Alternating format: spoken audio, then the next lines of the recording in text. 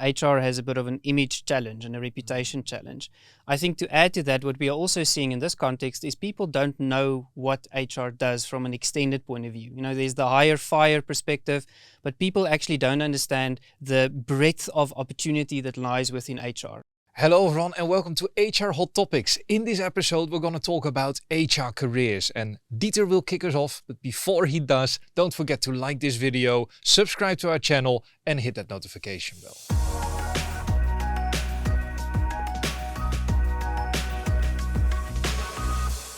Dieter, let's talk HR careers. Very exciting topic for me, Erik, and I think when we start thinking about HR careers, couple of things to mention. The past 2-3 years, we've seen significant growth in terms of opportunities, vacancies, new roles that are coming into HR. And it poses the question, what does an HR career look like today? And I think that's vastly different, the answer, than a couple of years ago. Want to kickstart us, Erik, why did you choose a career in HR? I think I'm the odd one out because I loved HR because there's a metric component to it and I love the technology side of HR. But I think a lot of people dive into HR because, and that's the big reason that you always hear, I want to work with people and I want to help people. And I think that's often the wrong reason to go into HR because if you really want to help people, it's better to become a nurse. As an HR professional, you help the organization, and through helping the organization, you get to help a lot of people and make an impact, a positive impact on a lot of lives. But sometimes you also need to make hard choices and make choices that may be not fully in line with what people's motivations and interests are. And I think that is the difficult side of HR and also the shadow side of HR. And we should be very careful of branding ourselves fully as, we help everyone and everything, because our role goes beyond that. You and I have often spoken about the fact that HR has a bit of an image challenge and a reputation challenge. I think to add to that, what we are also seeing in this context is people don't know what HR does from an extended point of view. There's the hire fire perspective, but people actually don't understand the breadth of opportunity that lies within HR. I mean, on our AIHR career map, we've mapped more than 90 possible careers within HR across all these different disciplines. Yet people still have a very limiting view, which means they get into HR completely for the wrong reasons. And we've got a role there to play to really give people a perspective of what does HR really do and what does value look like, and then to see whether you're a fit or not. Dieter, with so much choice, how do you know where you start? And I think our AIHR career map, and we'll link it in the description down below, is a very good place to start. And what we're seeing is that a lot of individuals are going there, to map their careers themselves, for themselves. And we also see a lot of organizations trying it out and coming to us and saying, how can I implement this and help my team, enable my team and build these career paths in my organization. But to me, that's also a sign that those career paths are not set in stone, and that as an individual, you should take charge of your own career and build your own path proactively and take charge yourself. I think there's this notion, Erik, that we have to be intentional and self-directed about our careers, and that's definitely true. What has been really interesting, and most people will have a combination of careers over their lifetime, but there's 5 patterns that we're starting to see in the HR domain specifically that I think is really, really interesting. The first one is the traditional linear path that still exists. I'm a coordinator, I become an administrator, I become a consultant, I become a BP. So it's along the same track that I move up in seniority. Second one that we see there is really a cross-discipline type of move. I move between being a generalist into one of the specialist domains, in and out there, and try to have a broader perspective in terms of what my skill set is going to be. Third one we find really, really interesting, and I followed this path, is the in and out of HR type of career development, where you start somewhere completely different, you move into HR, or you start in HR and then you move into business and you move around. I started in IT, I moved to finance, and then eventually find my way into HR as part of that career pattern. The other one we find is the experience pattern, where I really love what I do, but I want to apply it in different contexts. So I'm in employee relations, but I want to jump industries to see what does this look like elsewhere, or work on more complex situations or complex cases.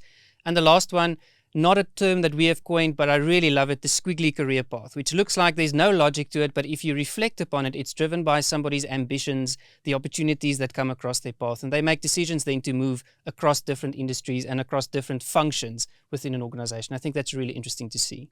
I did not know that Dieter was in IT, but next time my laptop is broken, I know where to find you, Dieter. For me, when building a career, I think it's very important to follow the 4 E's. And the first one is explore, get an understanding of what's out there. What are the different roles that you have in HR that, connect with you, because there is a lot of different roles in HR.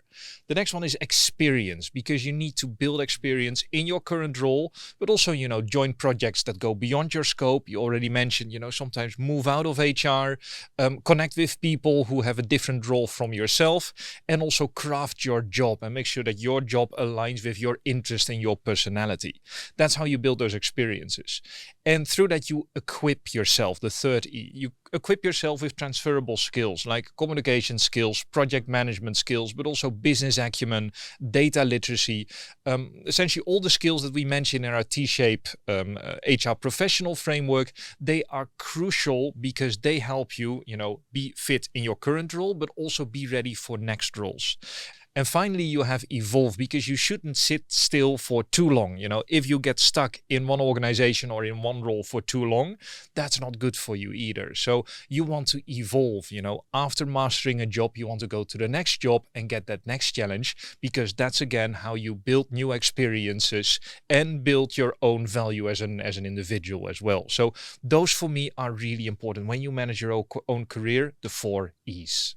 I agree, Erik, and I think we almost points back towards the point that it has to be self-directed, it has to be alive, it's a continuous process. And for me, there's something a little bit deeper here as well, where people have to ask the question around what does career success for me look like? Because I think very often we compare to others, but our interests, our situations, all those types of things are vastly different. And I think we have to start taking that into account, especially in a world where career management is going to become really interesting on how you build that over time. Dieter, we talk about the T-shaped HR professional, and that's, the horizontal part of the T. Those are the core skills that you need. And then the vertical part, those are the functional or in-depth skills that you need. And I really strongly believe that everyone in HR should have at least a couple of core skills. And I think those are the transferable skills that apply in any role in HR. So that's first of all business acumen. I already mentioned that one. You need to understand where the business is going, because then you know where to add value. It means data literacy, so the ability to read and interpret data and communicate data and set KPIs. It's also digital agility. Can you deliver value in HR through digital? Because most of HR's value delivery is happening through digital technology. Then there's people advocacy, so the understanding of people, being able to communicate effectively and build a culture. And finally is the ability to execute, so to create impact as an HR professional. Those, and we've specified all the different behaviors that are relevant. If you're interested in that framework, you can check out the link in the description as well to see our T-shaped HR professional framework. But those on a high level, I think, are the 5 big competencies that will translate to any role in HR. Those are the transferable skills that are really important for an HR professional. I like that, Erik, and I think it's going to, really make a difference for people to start just thinking beyond the role title, because I think sometimes that's a bit limiting. I think I am an HR business partner, so these are the things that I should be able to do. My personal view over time is that I think the generalist versus specialist divide is going to look very different in the next couple of years. We'll move a lot closer together, and I think this transferability of skill set is going to become even more important to remain relevant, especially with the newer type of opportunities in HR. So think about something like an HR Scrum Manager, not something that existed a couple of years ago. Yet there's a great opportunity for somebody that is able to do project planning, for somebody that is able to do planning and organizing. And I think those are some of the things that we will really see. I think also what we are starting to see just from a skills point of view also in the T-shape is really this acknowledgement that HR in their own right also requires leadership skills. And I think we really need to start thinking about what does that look like, HR as the people leader. It's often neglected where, we enable the business to lead other people, but we never think about the fact that a HR individual will also have a team. They also need to guide a team. They also need to lead a team. And I think that's also going to become really, really important when teams become more fluid and starts moving around and leadership becomes a little bit flatter in structure. I also want to ask that question to the audience, leave in the comments, what does the next step for your HR career look like? Because I think that's also a place where we can learn from each other. And for inspiration, you can go to the AIHR career map where you can also plot your own career and also see the salary ranges. For some of us, that's also quite interesting. We've learned, I think, a couple couple of things. I think the main take home is, take charge of your own career. Yes, you work together with the organization, but you can't wait for the organization to help you. It is really taking charge and self-managing your career. It's being also really intentional about the opportunities in your career. I think oftentimes we feel like, a career is something that happens and we'll see what comes along. I think we can be more intentional about the actions that we take and the skills that we build in our own career.